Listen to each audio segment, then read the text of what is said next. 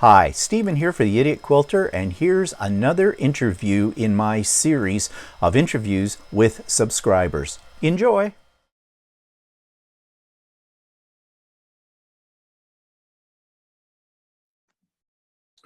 Okay, so welcome today to another Idiot Quilter Presents. It's an interview this time, which is great, and it's with Chaunda Counts. Do I have your name right? That is perfect. Yes. People don't normally get it right. No, Chaunda reached out to me because I think a mutual acquaintance of ours on YouTube, Brenda, I believe, from Scrapmore, Mount Scrapmore, YouTube. She mentioned to me as well that you might be interested in an interview. And I said, oh, yeah, I'm interested in interviews. So that's what we're going to do today. And yeah, let's jump right into it. So I know your name, but where are you located in general? I live in North Carolina, in the Raleigh area. I live in Clayton, North Carolina. About Oh, okay. 15 minutes from Raleigh. Okay. And about 3 hours from Charlotte. Oh, okay. Perspective. So how's the weather down there these days? It's actually, it's cold for us. Yeah. It would be how much? What's the temperature? So our daytime highs, our weather varies. It makes no sense, but our daytime highs are like 40 to 50, which is not bad. But then our lows are like in the high 20s, which is kind of cold for us, high 20s, low 30s. It's cold for us. Right. Well, right now we're having a very balmy day here, waiting for a huge snowstorm that's supposed to be taking place here later for the next 2 days. But we're at 3 degrees Celsius. So that's about 26 degrees Fahrenheit, roughly. So that's balmy. That's nice weather. That's no. Earlier this week. That's definitely cold here. Yeah. Earlier in the week and last week, we were down in minus double digits with it. Chewing away a person, are you? That happens. That happens a lot. Okay, let's get right into it then. So how long have you been quilting and or sewing? And when I ask that, are you strictly a quilter or are you a sewist as well? Or no, I do not sew. I only quilt, and occasionally I might crochet, but not very much. I started quilting a long time ago, but I had a long break in between. So I taught myself like back in like 99. Wow. So there was like no internet, not really. So there used to be a website called about.com. And they had a quilting section, and that I self-taught myself with that website. Hey, would you be able to not be in the kitchen or not be on speakerphone? Is that your husband or one of your kids? It's my husband. It's like because he's getting ready to go to work and he's talking to his boss, but he's in the kitchen, which is like right outside my sewing room. And so like I can hear him. So I'm figuring like other people can hear him. So I'm like, could you like not be in the kitchen? Yep, that's always the way, isn't it? Well, okay, so you've been quilting then since 1999, so that's quite a long time, and self-taught as well, because you're right, 99, we didn't really have an internet connection or anything like that. So whereas I got started only about 4 years ago, and of course, YouTube, great teacher of everything, right? Right. So, did anyone in your family influence you? Do you have any quilters or sewists in your family? No. You're a pioneer then.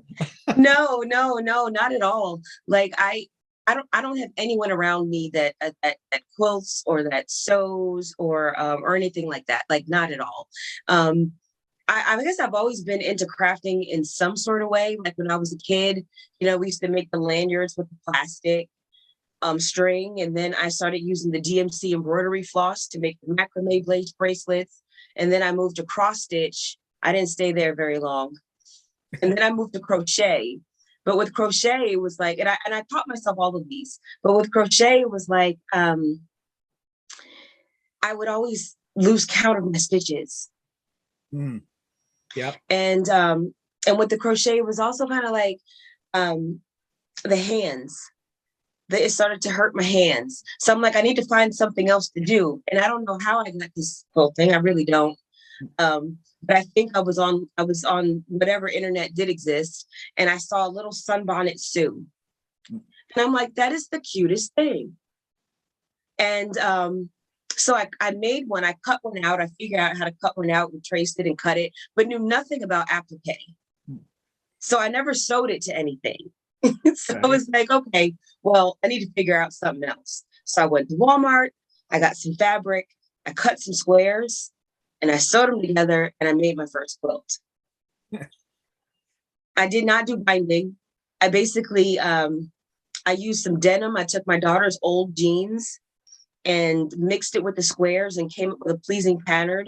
And I tied it with embroidery floss. I backed it with fleece, and I did the turn method so that I didn't have to do the binding.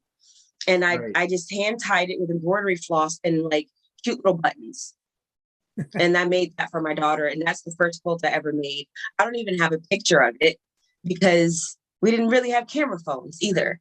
So yeah, it's kind of funny, isn't it, how the technology has changed and how we have implemented it into our creating whether it's quilts, paper crafts, whatever we do. So do you have a favorite creation that, you know, you think about, comes to your mind? I really don't have a favorite, I don't think, because I really try not to get attached to them because I realize that I can't keep them all. And I have to do something with them. So I usually end up giving them away. So I don't think, I think usually my most recent one is my favorite. Okay, I understand that. That's me too. After I've done the quilt, I fold it up, it sits in my guest bedroom, and I have to start giving them away because after I'm done it, that's it. I'm done. Right. Moving on to the next one. So you're out of space. Like you're out of space. So exactly. like, do I want to use my space to store fabric, or do I want to use my space to store quilts? Yeah, exactly. So I'm still a little attached to them because I'm relatively new to this, but yeah, I've given a few away, but I've got to give a lot more away. So that brings me to the question of what kind of quilter would you describe yourself as? Are you traditional, modern, experimental, innovative? I think I'm definitely more traditional. Okay. I really am. I'm a pattern person. I'm very analytical. I'm very, what do you call that? Right brained. Right. I'm very math oriented, science oriented. So I like to get a pattern and read it and then follow it and make what I see. I really don't dabble too much in trying to come up with my own stuff.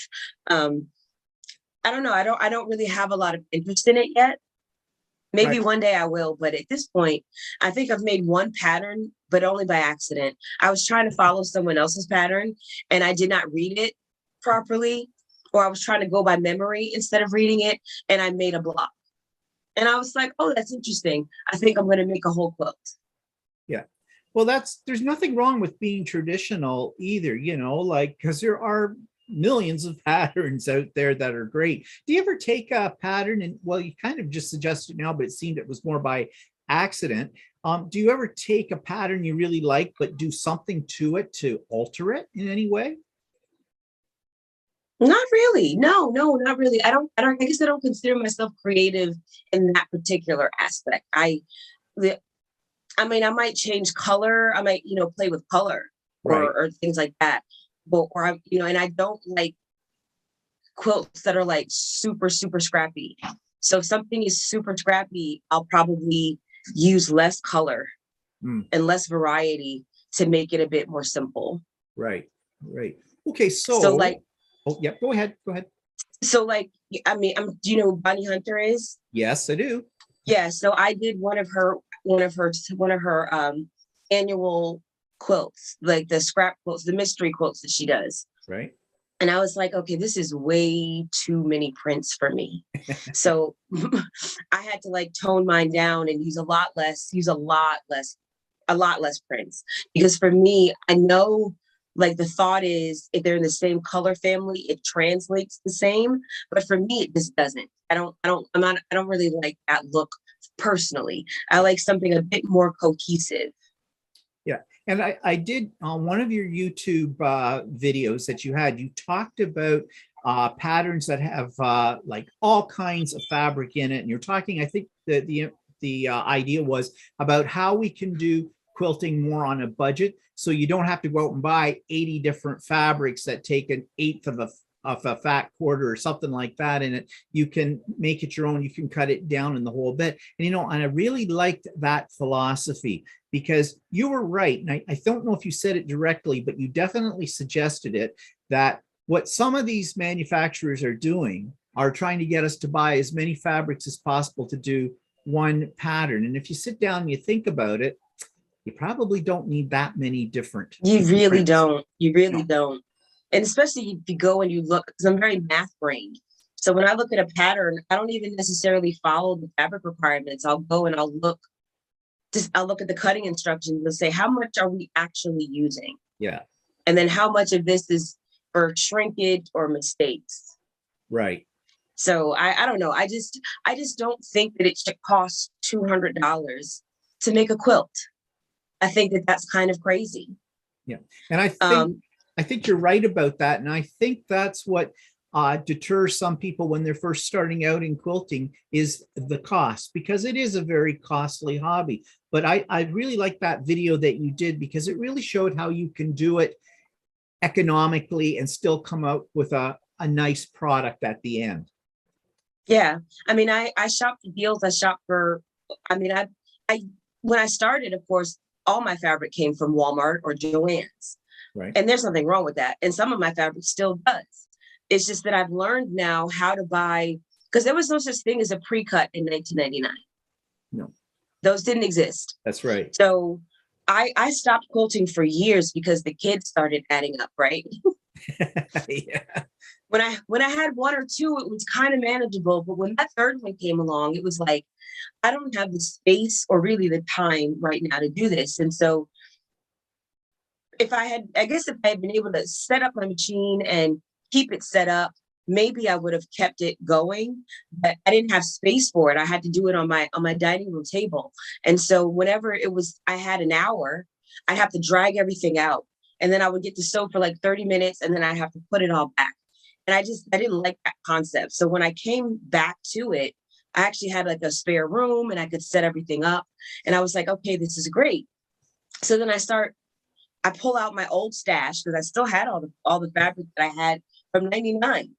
So I pulled all that stuff out and I'm starting to work with it. And I'm like, I need to learn more because a lot has changed. Right. Like even the patterns that I had, like there was no such thing as strip piecing in 1999. Like a lot of the shortcuts that we use today, it did not exist. And so as I start reteaching myself, really, I was like, well, why did fabric get so expensive? Was it always this expensive? And I was like, I don't want to pay $12 a yard. I don't want to do that. And then I need multiple fabrics. So it's like, well, how can I do this, that I don't break my budget? Like, how do I incorporate this into my life in an affordable way? And then I started, using the internet to do that. And I'm like, okay, I can get this layer cake for $45, or I can get this layer cake for $22. Mm-hmm. And I'm going to choose the $22 one, and I'm going to make my quilt for less money. Exactly. And so that's just kind of been my philosophy. I quilt shop quality fabric at Walmart prices is kind of my motto. Yeah. And I think that's very good. You also touched on that as well in some of your videos too, which I thought would be very helpful to beginner quilters especially. But I'm now looking at your stash behind you. Pretty expansive. You can shop your stash any day, but I take it this is your sewing area in your house. So can you just briefly describe it? Is it an extra bedroom, or is it a huge dedicated space, or what do you have to work in? So when my oldest daughter moved out, she had their bedroom was here. And so I was like, cool. So I moved in and I created, sewing space for myself, which was nice. It was really nice. It's in flux now because the world is changing. But so I moved in here. It was great. I started sewing. And then, family, right? So then my sister needed a place to stay for a while. So then I moved out and moved into like the garage. And then when my sister moved out, then I moved back in here and put everything back. And now my daughter needed to come home. So I'm going to put my daughter in this room and I'm going to go back to the garage. It's going to be a sewing room / man cave. So is your garage heated? Yeah, it's finished. It's finished. It's heated. Okay. It's cooled. Yeah, we just need to switch all the rooms around and put some extra lighting down here. Yeah. See, I've always thought the garage would be a great place to have a sewing room because of the size and the whole bit. But in my case, and in the climate I live in, our garages are not insulated. So it would be a major transformation to do it. But I have a good sewing area in my house, which I'm talking from right now, but you can't see it because I put the virtual background in. But it's something I just created, actually. It used to be my craft area room. And when I went to quilting more full time, then I switched it over. But it's great to have a dedicated space to yourself. I know a lot of people don't have that luxury and they do it on their dining room table or wherever. And you know what kind of mess you make when you quilt. You need, and the more space you have, the more you fill it up. So definitely. Yeah. Do you have a favorite tool and or technique? I think one of my favorite tools, it's actually it's actually used to like trim nose hair, but I use it as a seam ripper. Oh, okay. Is it a round one, or is it one that's actually a small trimmer with a little blade on it so you can like sort of shave on your neck or the back? No, it doesn't have that. It's just the round one with the little kind of tip on there. Yeah. And I don't know, like if it's a short seam, no. But if I'm putting on a border or like any kind of, or sewing a row together and I need to take that seam out, like that is my go-to. I keep it in my drawer right next to my sewing machine. And that's what I use for any seam that's probably longer than 10 inches. You're the first person I've heard say they use a nose trimmer for that. And I'm thinking how well that would work. But what I use is a little electric shaver that is, and it's, it's a hair trimmer basically, but it's a small one. And I do the same thing for a long sleeve. And up here in our dollar store, well, one of our most popular dollar stores is called Dollarama. You can buy it for $4 in that store, and it works like a charm. But the nose trimmer thing, I never thought about. So I might have to try that one out too to see which one. Yeah, it's just like a little pen shaped type of device, and I just use it, and it just breaks the threads. Yeah, and I just take it along the seam. I don't really know what I did without it. I think I didn't buy it for that purpose. No, I bought it to trim nose hair.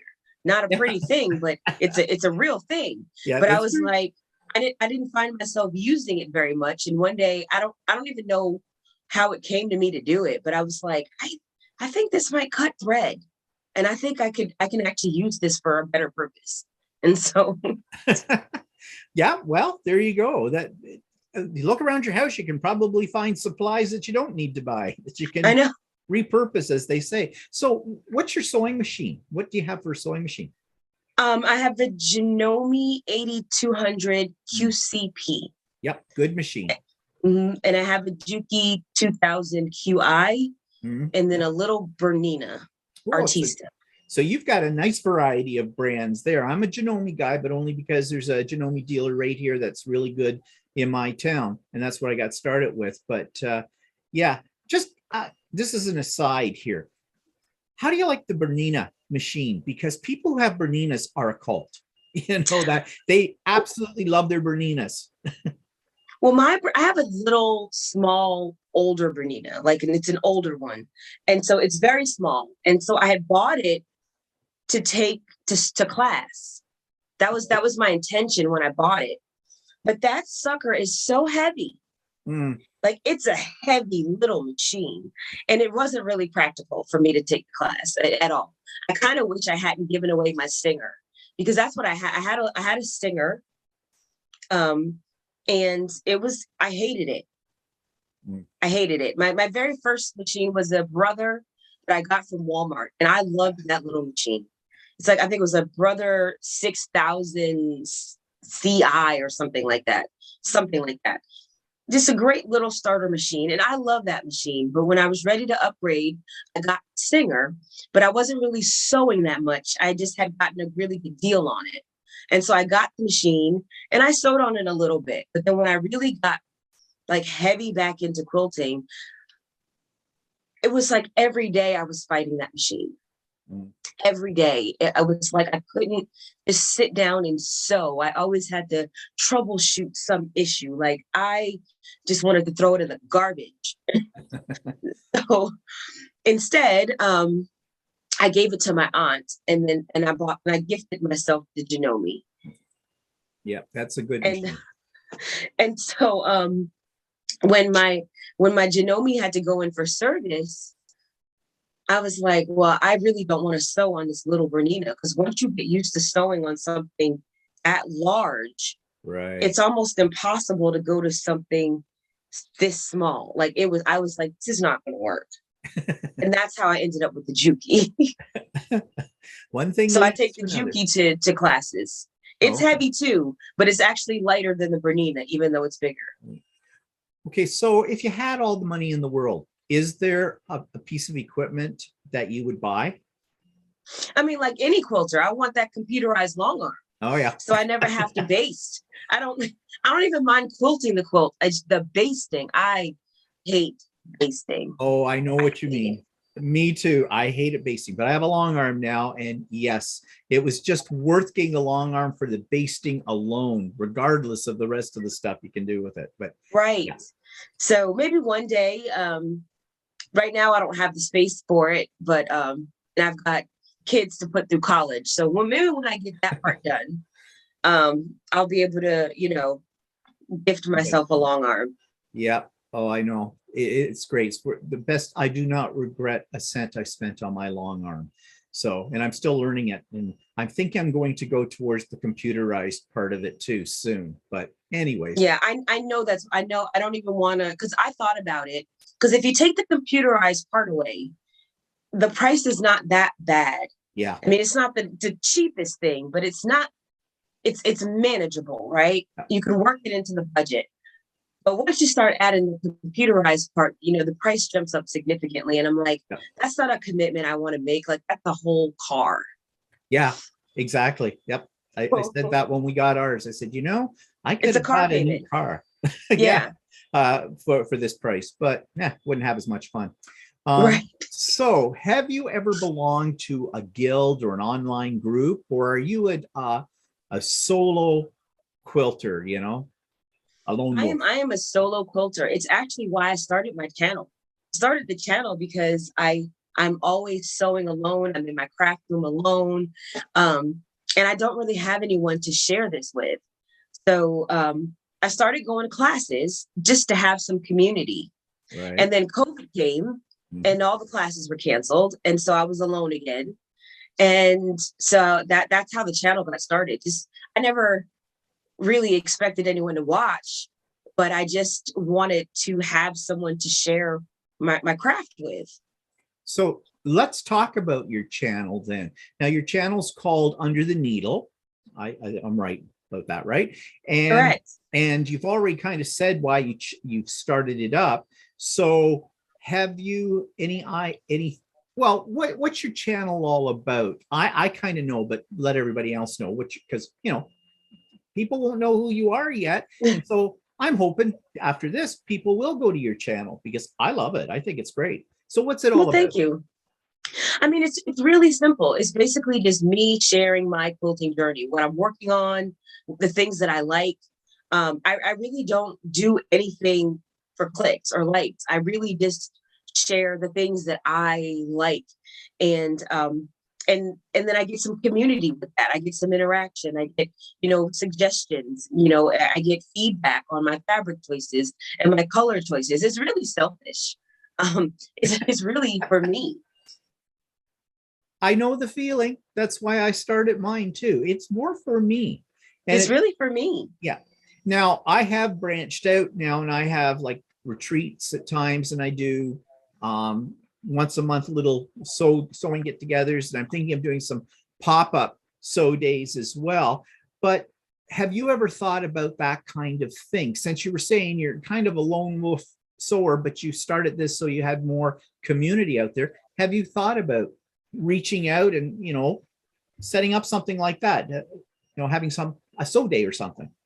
Yeah, so we're looking into it. I have some limitations on my channel because, YouTube doesn't allow you to live stream until you reach a certain subscriber count. Right. So I'm limited in that regard.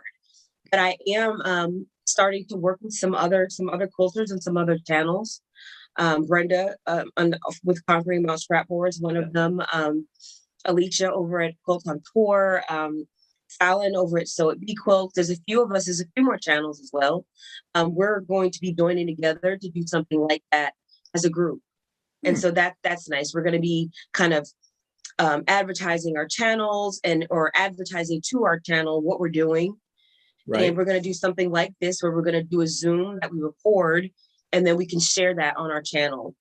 It sounds like a great idea. Yeah, out there. That'll get the word out about your channel as well. And, people right now, because of COVID, everybody's starving for some social contact, and Zoom's been a godsend, I think, through this time period. So that's great.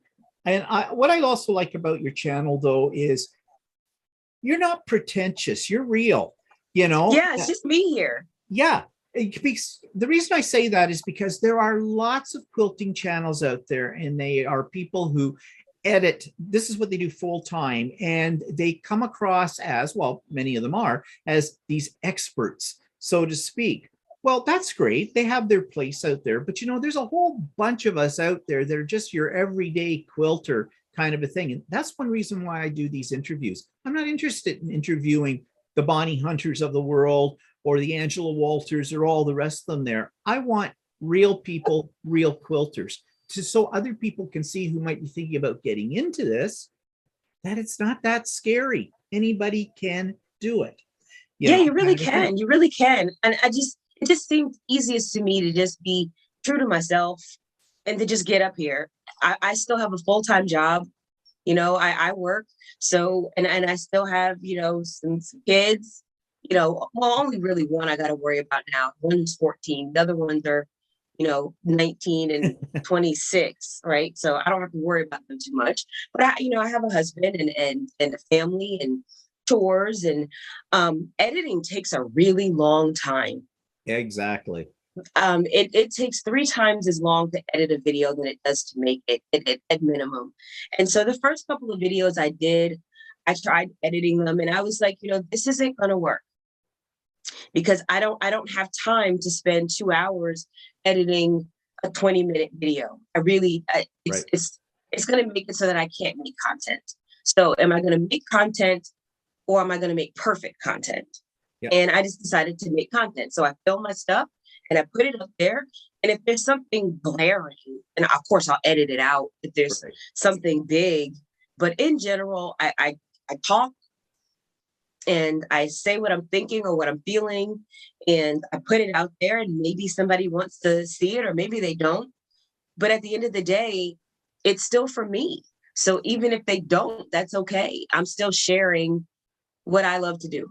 And I think that's why I like your channel as well, because it's very conversational, it's very personable. And as I'm the same as you, I don't edit my videos, and it's probably very apparent I don't edit my videos and that, but I don't care, because like you, that time I would spend in editing, I could be using for quilting or for the rest of my life as well. Yeah.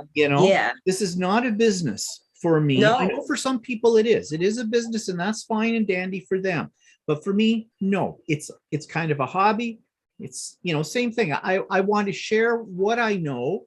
It's just my opinions, my experiences, and to stimulate conversation amongst other like-minded quilters. And that's what I liked about what I like about your YouTube channel, because I had that same feeling from you as well with that. So let's talk about your supplies, because you have lots of them. So do you buy primarily online, or do you do physical shop buying? And either way, what's your favorite sources? I pretty much buy my fabric exclusively online because I get better deals there. And I hate that's the way it is, but it is that way. but I do try to buy from local quilt shops. They're just not local to me. Hmm. So, my local quilt shops, you know, don't have a lot of deals. They don't. Now, when I go to my local quilt shop, I always buy something. That's like kind of my thing. If I step foot in my local quilt shop, I will spend some money there. Because I do believe in supporting local quilt shops, but I also believe in supporting my family. So I buy pretty much exclusively online. I buy from a lot of small, like mom and pop shops that might be in Washington State. They might be out in Utah. They might be out in Texas or wherever they are. And I buy from them. And then I also buy from larger retailers like Hancock's of Paducah and fabric.com. I buy from places like that. Yeah, I've done a lot of shopping online too. I have a great quilt store in my area, and there's a couple near my area as well. And like you, I really feel that if I'm going into the store, I need to buy something as well to support them, especially right now with the way things have been. And that Definitely. I've had a lot of great success buying stuff online as well.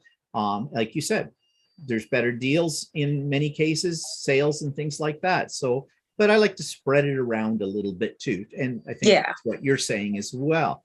So you mentioned Bonnie Hunter. Do you have any other experts or sources of information you go to when you want to learn something or check something out? Absolutely. Absolutely. I think that the people that I watch most, the person I probably watch most consistently, as in like every single week or every single podcast, is probably Gudrun Erla. I watch her consistent. Yep. I got introduced to her back in 2020. And so I watch her exclusively. I love her content. And I've learned a lot about colors because that was something that I really, really struggled with color and color matching. And I know there's a color wheel. It makes no sense to me. But her kind of down to earth approach really just kind of clicked in my brain. And as I watch her, I get better with color. So I like her a lot. I also, of course, I like the tutorials from Missouri Star. Yep. Jenny Doan. I love to watch her tutorials because it's kind of like, it's not about perfection. Like she's built this empire upon imperfect quilts. And I think that that's a brilliant, genius thing. Just being yourself and making imperfect quilts. As far as like actual quilting, I was always afraid to free motion. I watched tons of videos on YouTube and on the Craftsy platform. And none of it clicked until I watched the Craftsy video with Krista Watson. And I'm not sure if you know who she is, but she had this down to earth approach. And she was like, just start sewing. Like, you don't even have to try to make anything. Just start. And it was something about watching that particular video where something clicked in my brain that nothing else did. I don't know why. So she's another favorite of mine. I like to watch her content as well. She's I'm trying to think of who else. And then there's a lot of like smaller quilt ones that I watch that I like to learn from. There's one called The Sewing Room. She's a British lady, and I like her kind of no nonsense, like simple patterns. And of course, some of the quilters that I'm working with now, I was watching Fallon on So It Be Quilt. I was watching I discovered what Brenda by watching Fallon on So It Be Quilts. And so just watching the way other people work, what their techniques are. Binding is a big thing for me. So I like the Jordan Fabrics tutorial on binding. I still refer to that. Yeah. Well, there's a wealth on YouTube of all kinds. You can go down the rabbit hole, and I often do. One will lead to another one, to this one over here and that one, and but nothing wrong with that. I mean, you get different perspectives on different techniques, and I think that's all helpful as well. So Do you have any challenges or goals for the future? You know, something you want to do, something you want to learn, something you want to make? There is a quilt pattern called a diabolical Jane, Ooh, and I want to make that pattern very badly. I just discovered it recently, probably within the last couple of weeks. I had never heard of it. And then I went on Instagram, of course, and typed in the hashtag, and all of these quilts came up, and it was amazing. So I definitely want to do that, and I definitely want to do a Dipsy wife. Although I don't think they call it that anymore. I believe they've changed the name to make it more PC. oh, okay.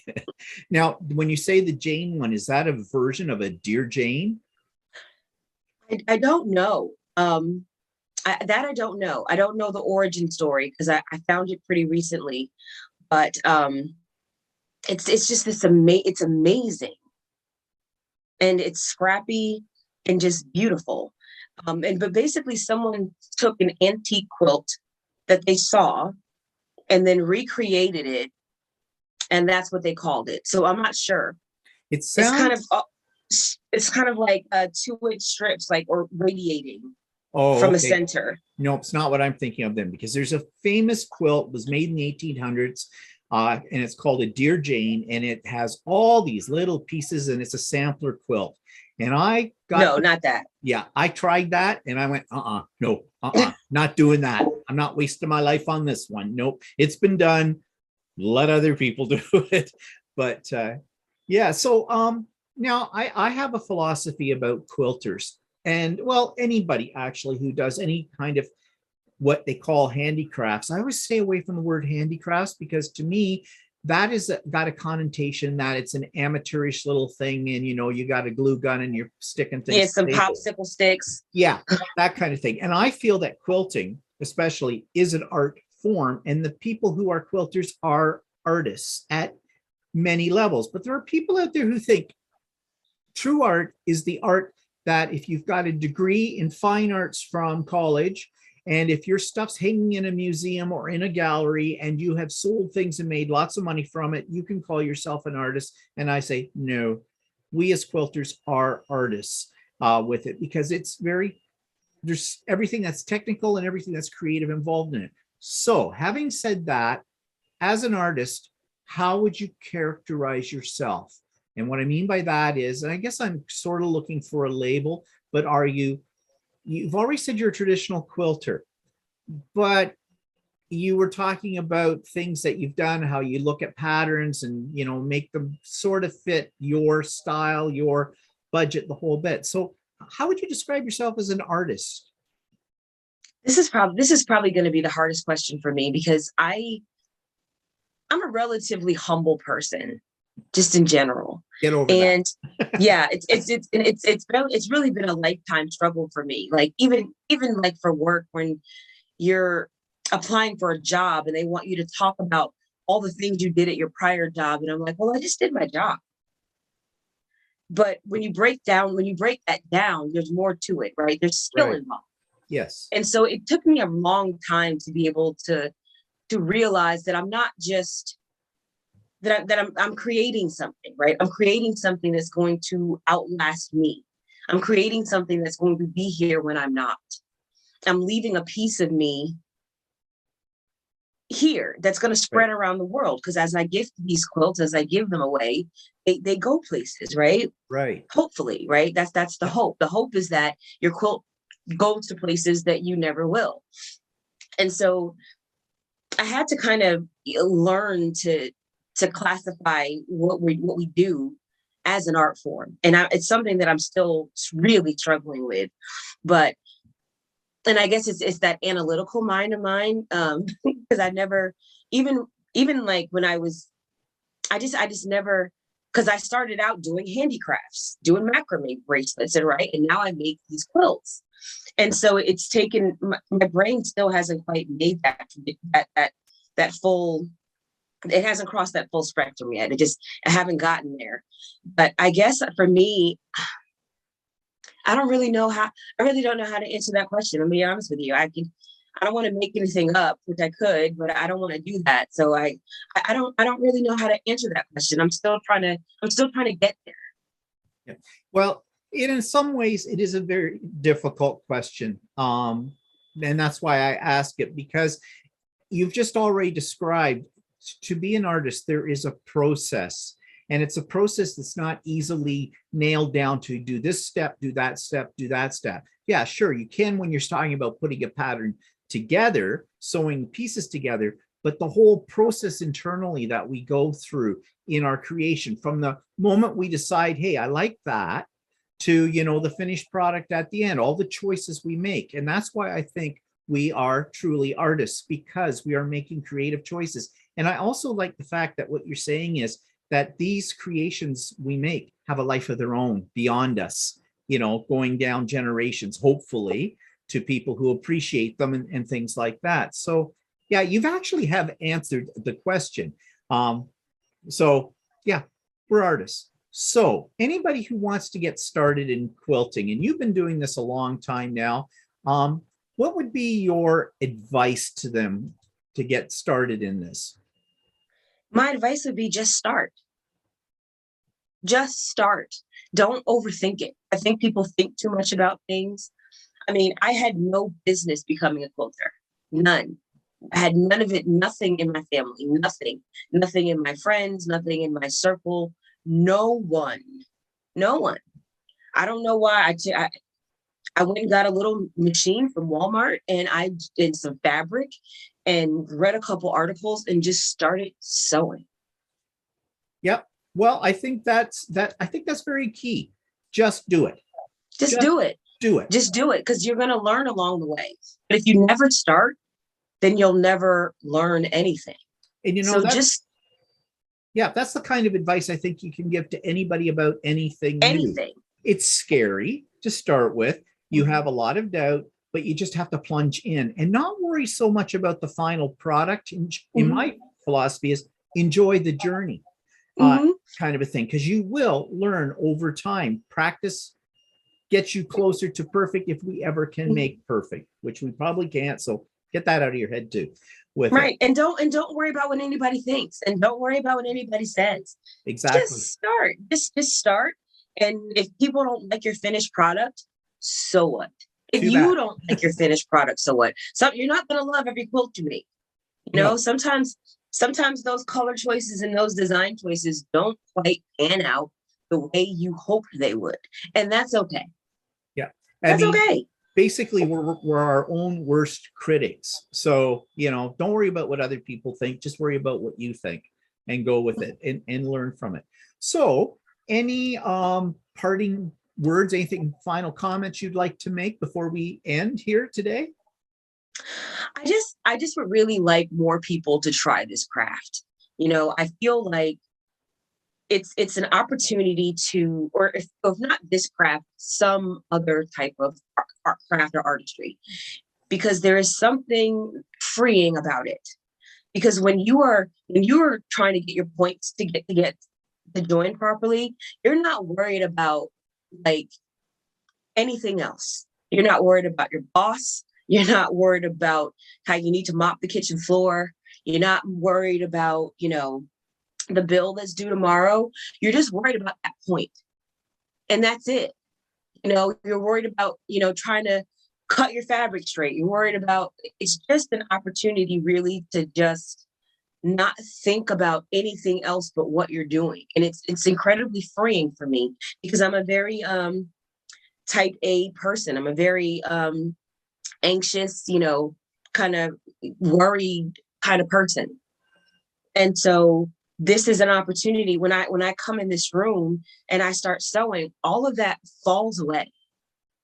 It just falls away. So find something that brings you joy, whatever that is. I agree 100% with that. Yep. And especially right now, with the kind of world we're living in, even more so important. Yeah. For it. So find your own personal escape. Right. So I will include in the show notes with this interview the link to your YouTube channel, and I highly recommend to anybody who's watching this to do check it out. And yeah, I just want to thank you so much for doing this interview with me today. I think there's a lot of valuable advice in here, and it's just been a real joy and a pleasure to meet you as well. So thank you for that. And just stay on the line for a minute. I'm just going to end the recording. But again, thank you so much. Well, thank you so much for having me. This was fun. I'm glad it was.